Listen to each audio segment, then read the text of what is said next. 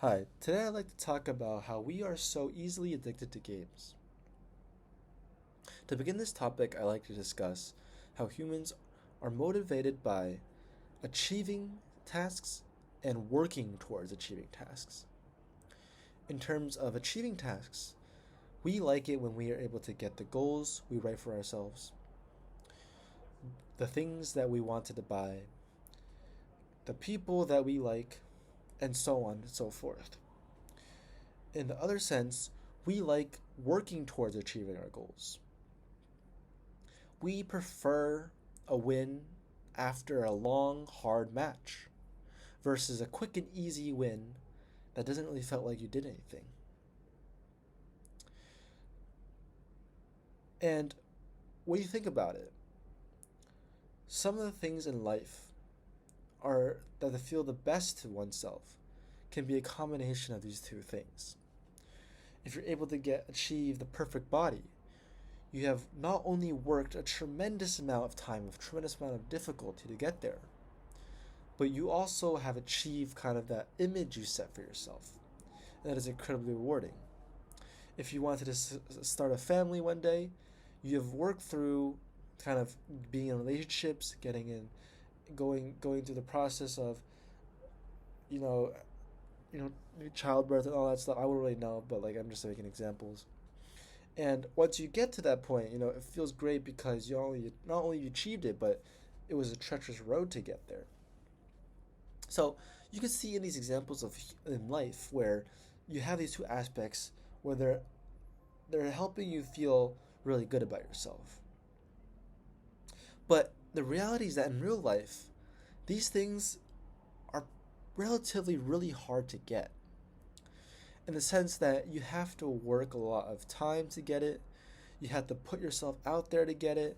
You have to have some characteristics, mental strongness to get it. You're not going to get a perfect body without being consistent, without spending the time, the effort into doing it. And you're not going to start a family unless, you work hard at making sure you're a good partner for your spouse, being good parent to your child, and having financial freedom and all that other stuff that you prefer to want to have when you start a family. And so it's hard. It's a hard thing to do, and we were programmed to enjoy that hardness, or we're programmed to kind of thrive off that hardness in terms of that we should enjoy the path. That's kind of why we have the reason why the difficult things make it so that the things are most pleasurable is because when we in the past had to go through hard things that there had to be a reason why it was worthwhile, and that's kind of where it comes from. But unfortunately, or not unfortunately, but kind of the way that nowadays we have figured out a way to kind of bypass this reward circuitry we have is by making shorter but equally rewarding, equally work to get that reward tasks, which what we call video games.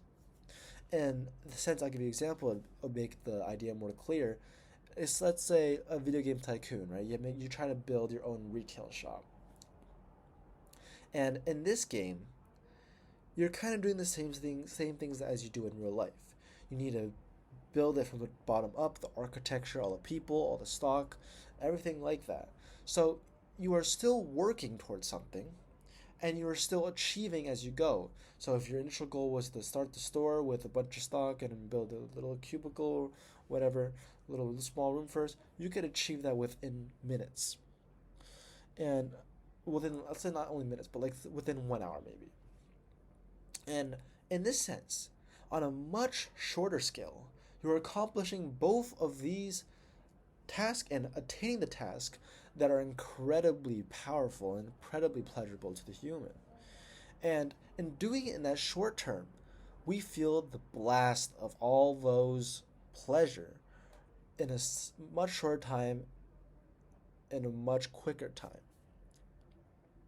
And if the game is good, right? If the game is smart at this, it will strike the perfect balance of making you work towards something while giving you enough reward and goal hitting that will make you feel like you're worthwhile sticking with the game. And this is why a bunch of games you'll see have this level up system that is so incredibly addictive.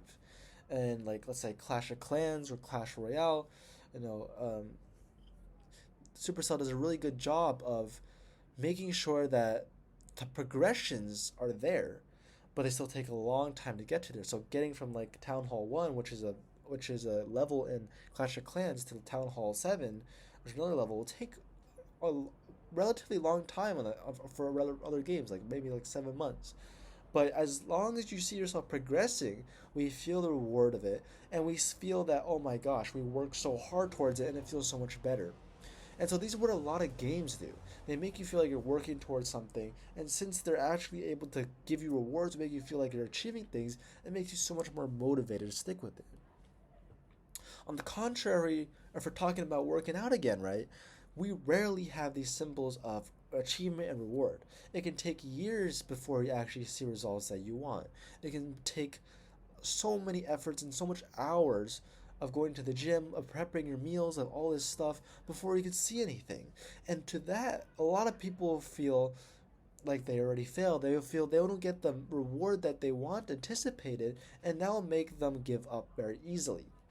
And so, seeing how games are able to give us the constant notice of all these goal hitting and giving us the ability to chase these things and to work at it, it makes sense how they become so addictive, even when they're not really doing anything for ourselves in the real world.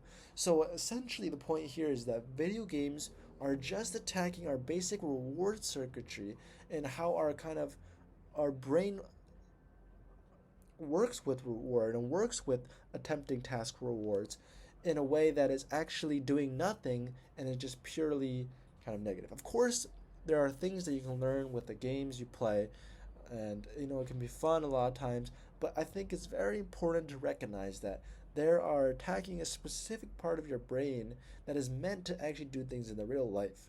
And if you don't recognize that, you're just going to be falling to this path where you feel like you're actually doing something good for yourself, when in reality, it's really nothing you're actually accomplishing. And I'm saying this as a background of a person who has had many hours with video games. I've probably played close to 6,000 hours of video games, ranging across a bunch of different games. But, I've realized that this leveling up system is just something that was really prevalent in the games that I was playing, while I really didn't gain anything substantial. And of course, it was a core part of my life, and I believe that I learned a lot of fundamental, maybe, values from those games, but more or less, majority of the time was just me being sucked into this reward hacking system that these games created. So I think it's important for everyone to really realize and maybe take a moment to consider what these games really do for you and what you can be careful of in the future.